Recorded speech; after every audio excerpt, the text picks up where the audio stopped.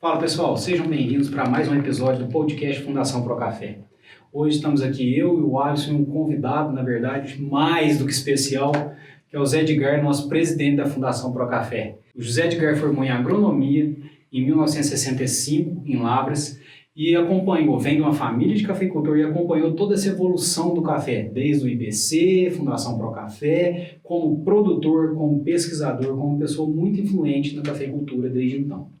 Zé Edgar, bem-vindo. Conta um pouquinho para a gente, então, dessa trajetória dentro da cafeicultura, que a sua trajetória dentro da cafeicultura se mistura com a trajetória da cafeicultura no Brasil.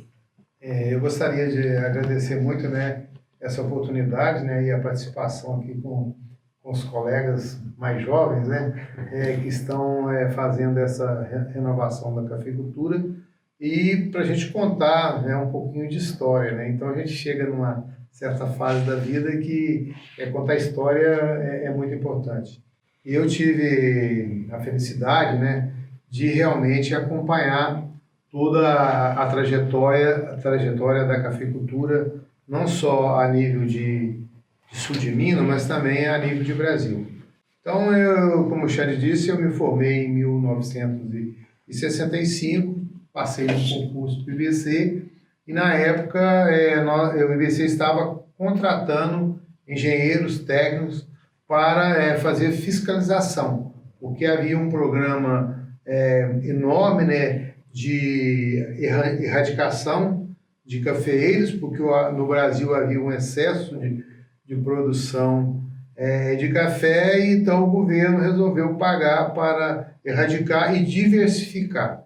Então, na década de 65 a 70, o governo estava pagando para arrancar café e plantar uma outra cultura, milho, soja, banana e tudo mais. Então, com isso, eu tive a oportunidade de trabalhar em diversos estados do Brasil. Então, eu estive no Espírito Santo, estive no Paraná, estive no estado do Rio, estive em Pernambuco, estive em Ceará, estive em Mato Grosso, estive em Goiás. Tudo isso, vocês podem acreditar, para fiscalizar a erradicação de cafés nessas regiões. Então, essas regiões, elas eram aptas a se produzir café, e com a crise que havia, então houve essa liberação de recursos, principalmente Paraná, São Paulo, Minas Gerais e Espírito Santo, para que adequasse o parque cafeeiro.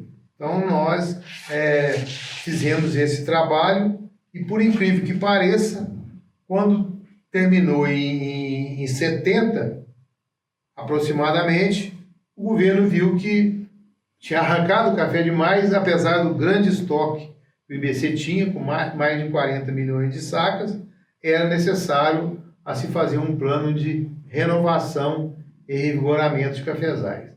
Daí foi a grande alavanca que nós tivemos, principalmente aqui no sul de Minas, onde praticamente eu acredito que o café foi o grande desbravador do Cerrado. Foi a primeira cultura em que se plantou café no Cerrado. Daí, então, o IBC lançou esse plano, que muitos tiveram a felicidade de participar. Era um dinheiro barato, com 6 anos para pagar, com 3 anos de carência. E com isso, nesse período também, foi o advento da ferrugem, que foi em 70. Então, a região do Paraná, que era muito produtiva, ela começou a ter problema com a geada, que nós estamos tendo esse ano também, e também o problema da ferrugem, que foi para aquelas regiões onde o clima era mais propício ao seu desenvolvimento. Então, o café acabou fazendo um circuito. Ele entrou em Belém do Pará, veio por todo o estado do Rio de Janeiro, não é isso? Sul de Minas, veio para São Paulo, desbravou Campinas, desbravou Ribeirão Preto, foi para Londrina, foi para Maringá, depois voltou para Minas Gerais. É isso? No Brasil, o Paraná de café. Era fantástico, as terras muito férteis, o pessoal ia desmatando e plantando café e plantando agricultura de subsistência, milho, feijão, soja e outras culturas mais. E com isso eles foram desbravando o norte do Paraná, né, que tinha feito loteamentos, né, e as pessoas foram para lá e a maior parte conhecia era de café. Então, o Paraná praticamente foi desbravado principalmente pelo café. Pelo café. Havia, assim, uma produção de quantidade, né? Mas nunca se preservava a qualidade. E como naquela região chovia muito na época da colheita, geralmente os cafés não davam uma bebida considerada boa. Né? Com esse problema do microclima, da geada, né? Da ferrugem, né? Então, os paranaenses tinham outras opções, né? Então, eles passaram a diversificar. E a mesma coisa aconteceu com determinadas regiões de São Paulo, que era o segundo estado maior produtor de café, né? Aquela geada de 1975, como que foi? Aquela geada também foi fantástica, né? Então, eu tive a oportunidade de acompanhar, né? E realmente houve uma devastação muito grande, né? E aí o governo tinha que ajudar, né? Incentivar, né? Para que o pessoal conseguisse sobreviver. E hoje nós temos também uma situação um pouco parecida, né? Que os cafés foram atingidos, inclusive, na nossa região, por uma circunstância específica, às vezes, porque nós tínhamos a bacia de Furnas, né? Com um reservatório muito grande que estava vazio agora. E também tivemos algo excepcional, que foi essa geada no Triângulo Mineiro, onde a grande parte da cafeicultura foi implantada por paranaenses ou paulistas que vieram fugindo da geada aqui para Minas Gerais. Né? Zé Edgar, quando você falou aí da época que o governo incentivou o arranquinho e depois viu que tinha tirado demais, veio com um plano de renovação, com as facilidades para renovação. E você participou muito ativamente, junto com os outros colegas da época, né, do IBC, desse plano de renovação, onde vocês olharam sistemas de plantio, as marcações de plantio, os espaçamentos. Conta um pouco de como foi esse plano de renovação, como que foi uma atuação em cima disso? Esse plano é muito interessante, porque naquela época, por exemplo, não se utilizava o cerrado. Então, os primeiros experimentos, além esse que existia em São Paulo, começaram a ser desenvolvidos aqui em Varginha, na fazenda experimental. E daí, então, eu me lembro que a gente plantava um café em que a gente colocava 1 quilo de adubo e não punha calcário, não produzia. Colocava 1 quilo de adubo e não punha fósforo, não produzia. Colocava 1 quilo de adubo e não colocava microelementos. Então, daí foi o grande aprendizado que nós viemos a ter da implantação de uma cafeicultura no Cerrado. Daí, então, a cafeicultura foi se implantando, né, nessas regiões, mesmo nas regiões nossas de terras férteis, na montanha, né, da Mantiqueira, aqui na divisa com São Paulo, como também na Mogiana, né? E com isso, então, houve uma recomposição do parque cafeiro. E mais do que isso, houve uma recomposição da parte tecnológica. Daí, então, o café foi cada vez mais ampliando a sua tecnologia, né? E aprimorando a sua condição, que é fundamental hoje, que muitas vezes o pessoal acha que o produtor ele devasta, que ele usa defensivos a mais. Pelo contrário, desde que entrou a ferrugem no Brasil, eu acho que as tecnologias só vieram beneficiar o produtor e o consumidor final. Porque hoje a gente procura, aqui, por exemplo, na Fundação, hoje desenvolver diversas variedades que são resistentes a pragas e doenças. Então, você não tem o produtor lá, o consumidor, ele vai poder tomar tranquilamente um café. E normalmente o café, né, você estava dizendo, o café você torra, pronto, não tem nada. Não tem nada. Então, eu acho que quem muitas vezes fica aí imaginando que está tomando agrotóxico, não é nada disso, entendeu? Então, você imagina, o café, além de ter o pergaminho, ele tem a casca e depois ele é torrado. Então, o que ele vai prejudicar alguém? E, como a gente sabe, é a maior cultura de desenvolvimento no mundo, de distribuição no mundo, né? Então, é o petróleo e talvez hoje o café é o grande produto e uma distribuição de renda fantástica, né? Mas, Edgar, é muito interessante para o pessoal ver, porque hoje quem está chegando mais novo, quem não vem de uma família que mexeu com café ou de gerações que estão na cafeicultura, não entende quando a gente fala, e isso é muito importante ter você aqui hoje para falar para a gente, a importância que o café teve no desenvolvimento, vamos supor, do sul de Minas. Quantas e quantas cidades foram totalmente dependentes da cafeicultura e hoje ainda são muito dependentes da cafeicultura? Não, Xande, quantas famílias hoje vivem da cafeicultura? Xande, se a gente pensa Varginha, Varginha é considerada a capital do sul de Minas. O Zé Edgar, há pouco tempo atrás, falou um número para mim do que representa o café em Varginha. É enorme, É enorme. enorme. Você cai de costa. Nós temos alguns números ainda na cabeça, porque a gente fazia um levantamento de realidade da cafeicultura desde 1975, de 5 em 5 anos. Nós fizemos isso até 1985. Então, a gente tinha, assim, um acompanhamento do que estava acontecendo, do grau de escolaridade, né? Como que o pessoal ia melhorando a sua renda e tudo mais, né? Então, por exemplo, no sul de Minas se produzia praticamente 1 milhão de sacas de café. Hoje se produz 15 milhões de sacas de café. Então, você imagina o que é a geração de recursos. Nós temos esses números em que os municípios sul-mineiros, a café representa em torno de 70% ou 80% da receita dos municípios onde tem café. Entendeu? Isso é uma coisa fantástica.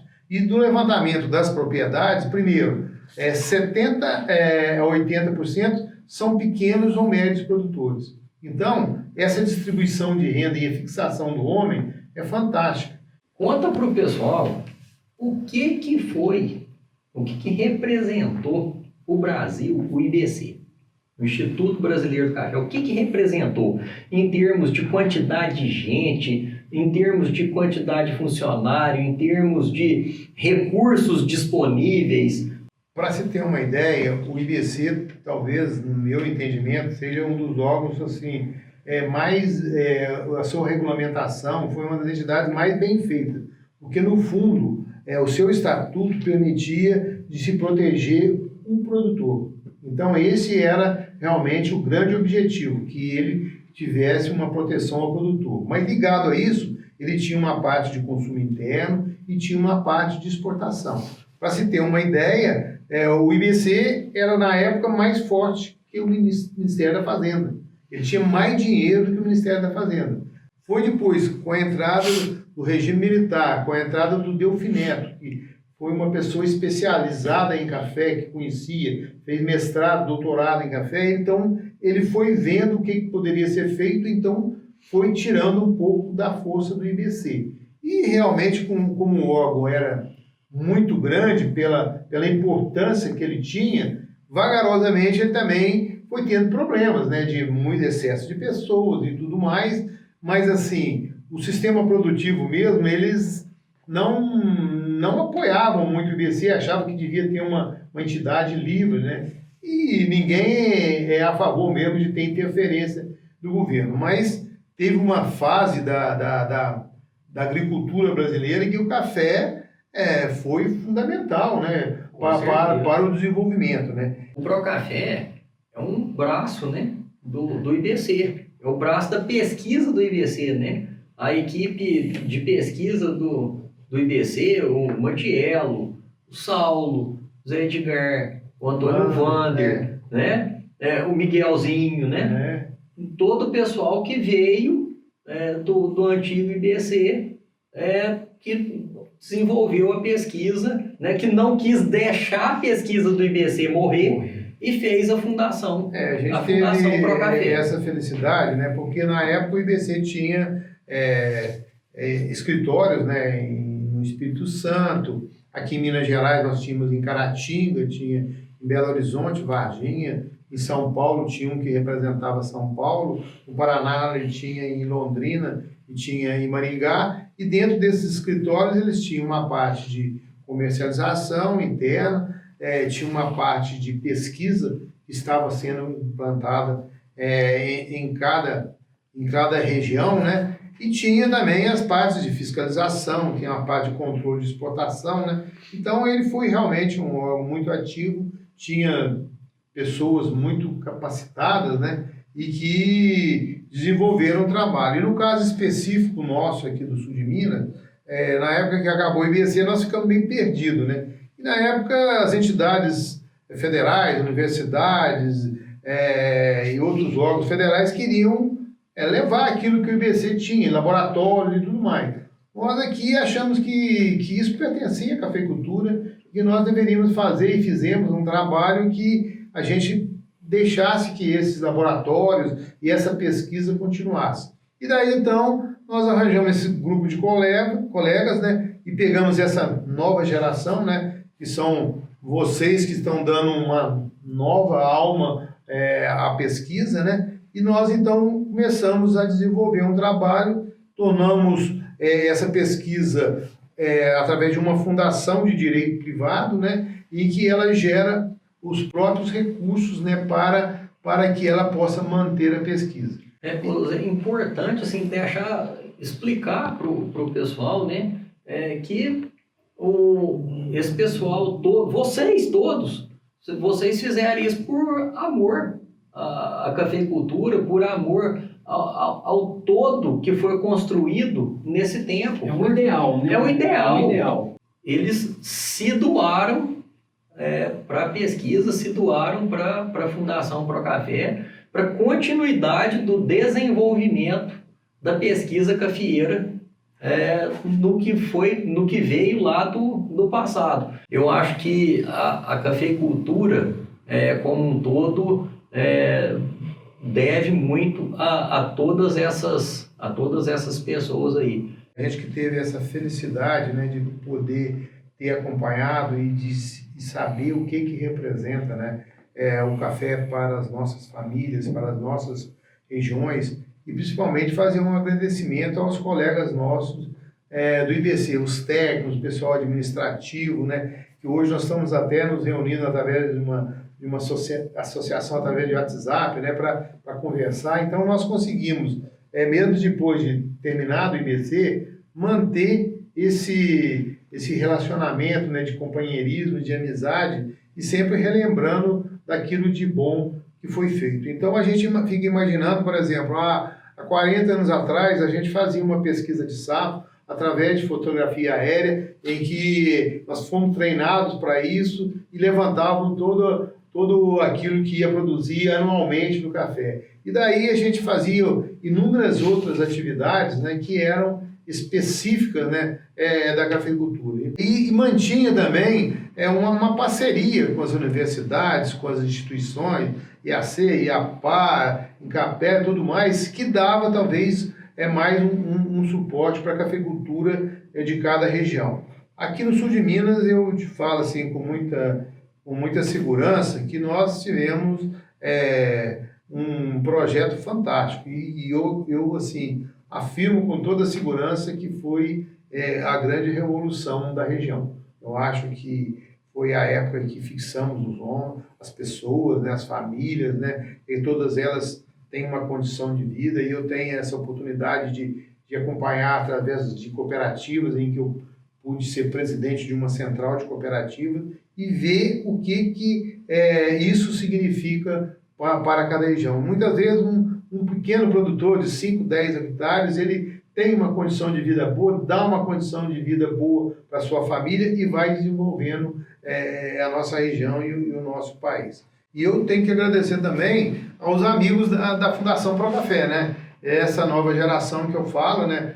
De vocês técnicos, daqueles que trabalham administrativamente, né? E dos companheiros que às vezes nem estão aqui, que são proprietários que cedem às vezes as suas propriedades para fazer pesquisa, que trazem informação, né? E o que a gente muitas vezes gostaria de que as pessoas entendessem que é fundamental essa atividade de pesquisa e difusão de tecnologia.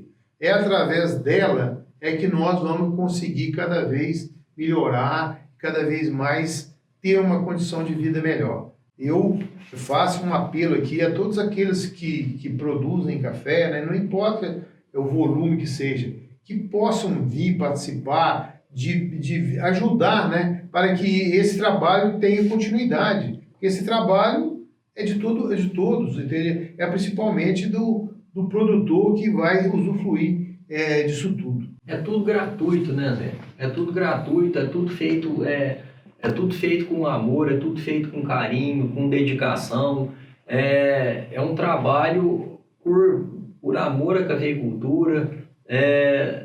Tá tudo aí, pessoal. É para todo mundo. É o que a gente fala, né? O Procafé pesquisa para o produtor acertar. Exatamente. Então a gente está sempre querendo o benefício do produtor para que a gente cresça todo mundo junto. O Procafé é uma fundação sem fins lucrativos, uma fundação privada sem fins lucrativos, né, Zé? Eu gostaria, aqui está aberta a fundação, ela é fiscalizada, tem uma promotoria própria, né? E a gente tem uma prestação de contas, né? De tudo aquilo que é feito, né? Anualmente, né? E a gente tem até orgulho de mostrar que isso aqui é uma coisa que pode ser vista, acompanhada por qualquer pessoa, que as pessoas podem vir, podem investir aqui, que o dinheiro vai ser aplicado em prol da cafeicultura e do cafeicultor. Nós gostaríamos de conclamar, né, todos aqueles que amam a cafeicultura, né, que venham estar aqui com a gente, né, participar com a gente, né, e ajudar para que isso cada vez se torne maior e melhor. Zé Edgar, quando a gente pega agora nessa história, né, que você passou da cafeicultura, vamos lá. Pega então da década de 70 até hoje, toda a evolução que teve a cafeicultura. Para você, Zé Edgar, que participou de forma muito intensa disso tudo, quais foram os principais pontos de evolução da cafeicultura que você fala assim, não, aqui virou a chave, isso mudou a chave por isso, né? Os pontos de evolução, na sua opinião? Não, isso aí é uma coisa fantástica, e às vezes a gente até fala pouco sobre isso aí. A gente, quando entrou a trabalhar com café, se produzia 6 a 7 sacos por hectare. Então, é uma coisa, assim, muito pouco, né, para aquilo. Na época, se houve o financiamento, com medo da ferrugem, se plantava 4 por 2, 4 por 1,5. Você plantava 2.500 peças por hectare, porque achava que tinha que ter mais espaço por causa da ferrugem e tudo mais. E daí as grandes modificações começaram a ser realizadas. Nós fizemos uma viagem à América Central e de lá nós verificamos o espaçamento que se utilizava por lá, que era 1,67 por 1,67.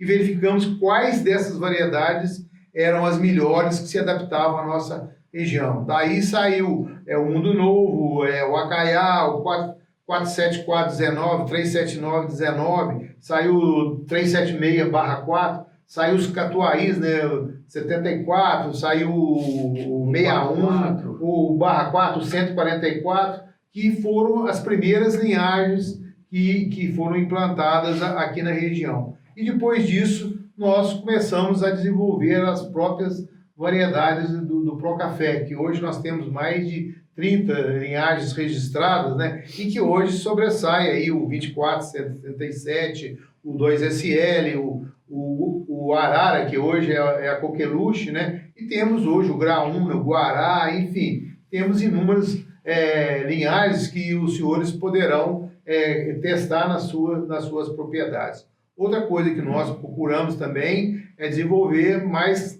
cafés de porte baixo, por causa do problema de colheita e tudo mais. E daí nós fomos verificando a importância, por exemplo, aqui na Fazenda Experimental de Varginha, todos os experimentos aqui implantados, o meio metro entre plantas ganhou os outros. Então, hoje, normalmente a gente planta 3 por meio, 3,5 por meio, 4. Então, sempre foi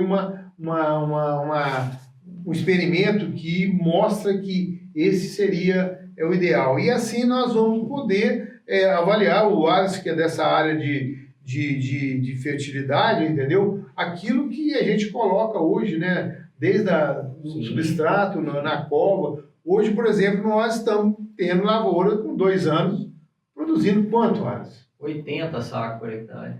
E, Zé Edgar, quando a gente olha as diferenças, na verdade a gente vê são muitas semelhanças com os números do passado, mas alguns pontos importantes que foram para ter essa mudança. Principalmente, mudou muito o número de stand de plantas, que era 2.100, alguma coisa, né? Ou menos. E aí hoje, na média, 3.000 e tanto. Controle de praga e doença, que melhorou muito. O controle de ferrugem ele é o top. Ele veio para aumentar a produtividade. Naquela época. O uso de podas, que veio para ficar. E eu acho que hoje nós vamos partir para um terceiro fator que isso vai ser visto lá na frente, que são a adoção das novas cultivares, né, resistente à ferrugem, resistente ao bicho mineiro, que estão vindo, que vão ser lançadas agora mais cultivares. Então, quando a gente fala em cultivares resistentes a pragas e doenças, sim, e que isso vai ter um fator muito, muito relevante para o pequeno produtor. Ah, mas por quê? Porque o pequeno produtor não faz? Não. É pela dificuldade que o pequeno produtor, principalmente o manual, tem no controle de doenças, e que isso vai trazer um acréscimo de produtividade muito grande. Por quê? Ele vai vir com espaçamento bom, com adoção de podas e com uma cultivar mais produtiva e resistente à doença, que muitas vezes é na doença que ele perde grande parte da produtividade. E o Xander, a gente tem, às vezes ele nem fala muito, a fundação hoje ela tem o desenvolvimento de um trabalho de propagação vegetativa através de um laboratório de biotecnologia. Então é uma coisa que foi idealizada há 30 anos atrás, quando a fundação contratou uma pessoa para fazer e entregar a ela 30 mil mudas, né, feitas por clonagem, né, lá em Ribeirão Preto, e por uma fatalidade essa pessoa faleceu. A fundação acabou ficando com esse laboratório e ela teve uma participação de um colega nosso da Embrapa, o Dr. Carlos, né, que veio para cá, e nós conseguimos montar esse laboratório de biotecnologia, onde através de uma folha você produz 5 mil mudas de café. Então, o que é? É mais caro? Mas você ganha no tempo. Então, uma cultura como a arara, que demorou 40 anos para ela ser produzida, hoje nós temos algumas variedades que nós estamos testando aí de siriema e tudo mais, que tem resistência a ferrugem, bicho mineiro, que você vai multiplicar ela num tempo menor. Então, é uma coisa que a gente tem muita expectativa e muita esperança. É uma coisa assim um pouco mais cara, que muitas vezes a fundação não tem os recursos necessários para fazer um investimento maior. Mas eu acredito que não só a cafeicultura, como a fundação, ela tem que partir dessa premissa de nós termos variedades resistentes, entendeu? E que possam ter mais produtividade. Isso aí é o carro-chefe da fundação, ele tem que continuar sendo o carro-chefe, e nós temos que buscar outras opções que vão aparecendo no dia a dia do mercado. Cada hora, né, Alisson, está aparecendo, né, um adubo novo, um controle de pragas diferente, não é isso? E assim, eu sempre tenho colocado que nós precisamos aumentar a área de café no Brasil. Nós precisamos aumentar a produção de café no Brasil. Porque se o Brasil não produzir esse café para o mundo, outros países no mundo vão produzir esse café. O mundo não vai ficar sem beber café. Com siriema, totalmente resistente a bicho mineiro, é o novo pulo da cafeicultura, gente. São as cultivares. É o novo pulo. Ah, mas quanto tempo vai durar essa resistência? Não importa. O tempo que ela durar, nós estamos na continuidade e com essa clonagem, com um melhoramento genético muito rápido, que a hora que tiver uma resistência, já vem outro material melhor, já vem outro material à frente, e Deus queira, Deus nos ilumine para a gente conseguir resolver esse problema do bicho mineiro no Cerrado. É que a gente estava dizendo aqui, é um trabalho de 40 anos, e eu tenho aqui até que fazer um agradecimento aos nossos companheiros de pesquisa, da assistência técnica do Paraná, do Espírito Santo, de São Paulo, né, da Bahia, né, e principalmente aqui de Minas Gerais, onde que nós militamos.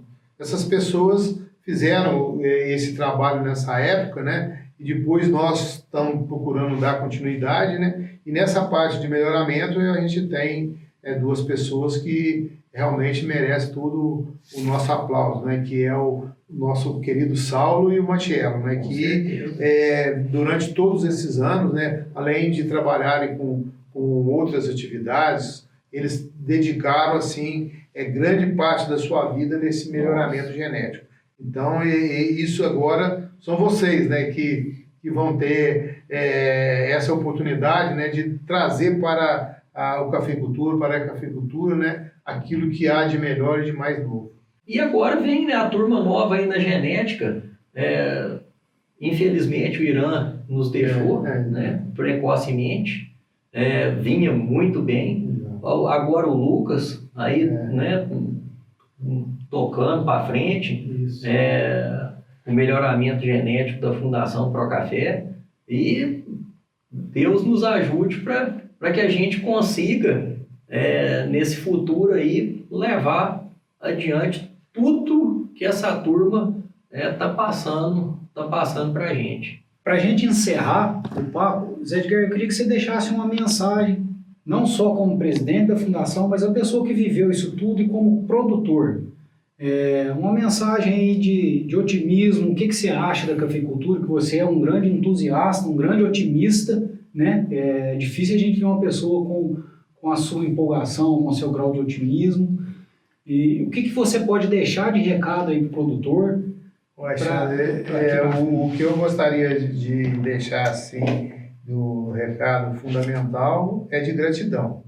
Eu acho que eu sou muito grato, né? A todos aqueles com quem eu convivi, aqueles que eu tive a oportunidade, né, de vivenciar dentro da cafeicultura, né, e que deram, cada um deles, uma contribuição. Eu sou muito grato, né, a todos aqueles que fizeram isso. E o que eu gostaria de deixar é a esperança no futuro. É acreditar que o café vai continuar sendo a mola propulsora, né, da nossa região, do nosso país, né, e que ele vai continuar gerando muito emprego, vai gerar renda e vai gerar uma condição de vida a todos aqueles que militam com o café, seja ele na produção, na comercialização, na exportação. Então, esse é aquilo que eu gostaria de deixar, um abraço, né, todo especial a todos aqueles que militam dentro da cafeicultura.